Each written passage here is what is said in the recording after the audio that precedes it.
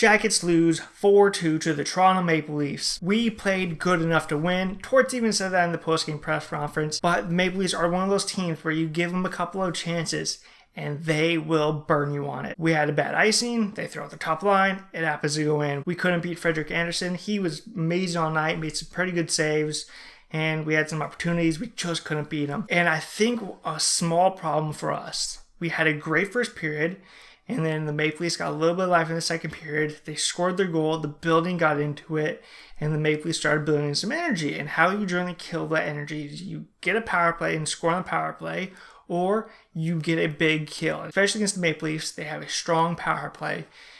Getting a kill against them would have been huge for our confidence. That would have been like, oh yeah, we're good. Let's get going, guys, again. Let's build some momentum off that. But we never had a power play.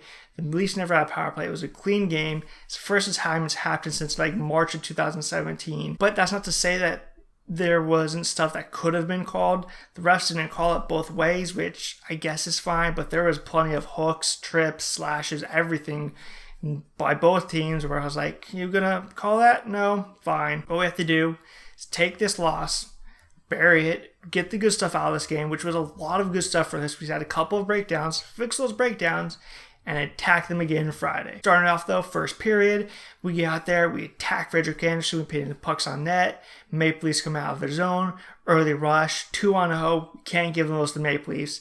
Tyler Ennis comes down, he's been a thorn in the sides of Jackets in the past, he pits the puck past Bob, hits the pipe, and ricochets out. Got lucky there.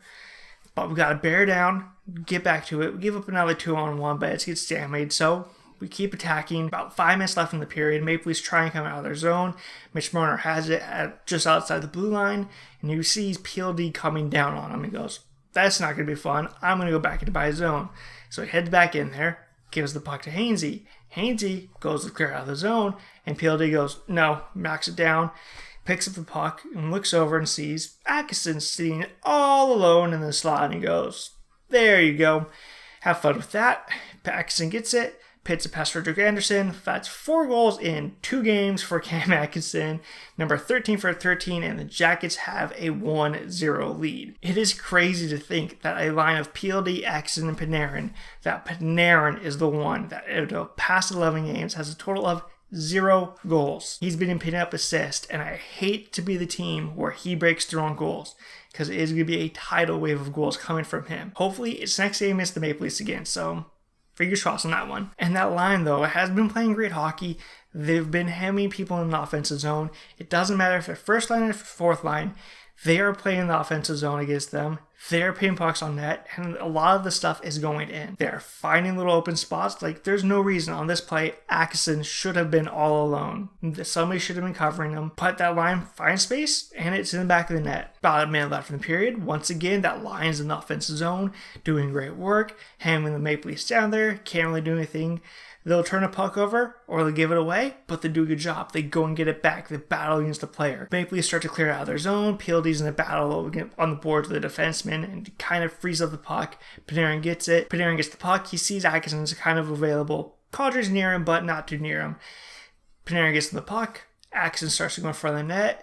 And as he does that, he tries to put a little move on Frederik Andersen and loses the puck, and it slides back. Calder's on his back. He misses it well, and it goes right to PLD. He pits it past Frederik Andersen, his 10th goal of the year. Jackets lead 2-0, and for once, the Jackets do not give up the goal in the final minute. Instead, they get one.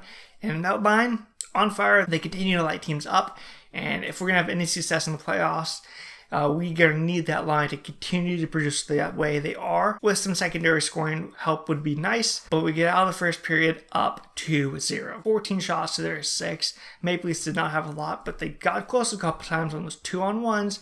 We have to limit that. We know second period, they're going to come out with a lot of pressure, put some stuff on us. They're at home. They got to play for them in front of their fans. So we have to play smart defensively. We've been playing smart defensively late. We can do it here. And like expected, the Maple Leafs, they did come out. They put some pressure on us. They put some shots on Bob. He was making some pretty good saves. We tried to get some stuff on Frederik Andersen. He made some saves. I would say for the first half of that period, though, we controlled most of the play. But the Maple Leafs got a little bit of life. About 7 minutes left in the period. Fourth line for them is in the offensive zone.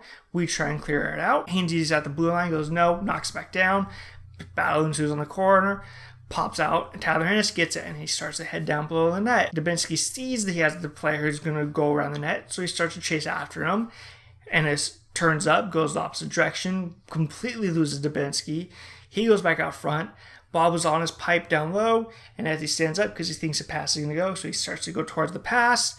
And as he realizes there's no pass, he starts to go back towards his pipe, and it spits it by him, and the Maple Leafs cut the deficit in half. And this is one of those players, I think he has like 5 goals, 10 assists in like 13 games against us or something like that. It's on the broadcast. I can't remember the exact number, but it's an unreal number of points that Ennis has against the Jackets. For whatever reason, he seems to get a point every game. So good for him. He gets up another point, but we gotta buckle down, play smarter defensively. We'll be fine. About 3 minutes left in the period. Fourth line's out there, doing fourth line things in the offensive zone. And rather than go for the change, they stay out there too long because they want to play some more, which they should play more. I think they should do more shifts. But Kapanen gets the puck, and he goes straight up the ice. And who has it? Mitch Marner coming fresh off the bench. He enters the zone, and it's Scott Harrington back. Mitch Marner goes through him, puts a shot on Bob. Bob does a good job, makes the save. Harry does a good job, pushes him to outside. He doesn't take up away his stick, and Mitch Marner is able to throw the puck back out front. Tavares is coming into the zone. He's tied up with Zach, but it's Tavares. He could have that much room, and he's going to have enough control to put a puck past the goalie, and that's what he does here. Leafs tie it up 2-2. Could Zach and Seth have played that better so that way Marner and Tavares didn't get those opportunities? Sure. Could our fourth line have gone for the change like they should have? Sure. All of that stuff would have helped them not score a goal, but that stuff did not happen. We got to gain control back, go out there and attack, and put some stuff on Freddy, and hopefully get by him. So we end the second period tied at 2. Third period was a lot like the first period, though. We come out there, we're attacking, we're pinning shot after shot on Frederik Andersen. At least we're doing a better job, though. They were clearing players away so Freddy could see the pucks. They were taking away pass lanes, so that way it was just a straight shot on net. And we really couldn't get anything going. 5 minutes left in the period, fourth line's out there, they're heading in our zone. They're moving the puck around. So, we're trying to break it up. Eventually, Hannakainen gets at the wall and chips out of the zone. It goes all the way down the ice for an icing. So now our fourth line is out there, tired and wanting to change. And what do the Maple Leafs come at us with? Marner, Tavares, Hyman, with their top pair of Riley and Hainsey. What we have to do here? Win the faceoff. And we can't do that. Okay, fine. Maple Leafs win the faceoff. Get the puck back. Puck is clearly going to go between the two defensemen. Tavares sees this. He jumps up on the puck. Stops it before it goes out of the zone. And he tosses it back to Morgan Riley. And now there's a void of space. And Riley Nash sees the void of space. Goes full goalie. Tries to block the shot from Riley. Everybody's lost coverage because nobody knows where anybody is. Riley puts the puck on net. Hyman standing in front of the net. Tips it past Bob. And the Maple Leafs have a 3-2 lead. After the score was scored, Torts was seen on the bench talking to Sedlak. And he was not happy with whatever Sedlak said to him. In the post-game press conference, Torts ripped him to shreds, saying that was peewee coverage. It was, and we blew it. But you also have to look at it. Fourth line's out there. They're tired against Tavares and Marner and Riley and Hyman. It's not going to be a fun time.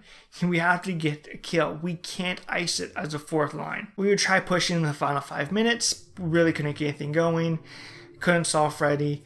And Maple Leafs would get out of the zone after we pull Bob. Hyman pits in the empty net, and Maple Leafs win 4-2. If we play this game over again, I say we could win this very easily. There is a few little things where if we clean that up, we win this game hands down. Maybe the refs call a penalty or two, and that changes the complexion hugely of a game. But hopefully we can do better in front of our fans on Friday night against the same Maple Leafs. So until next time, click like and subscribe, all that fun stuff. And until then, I will see you later.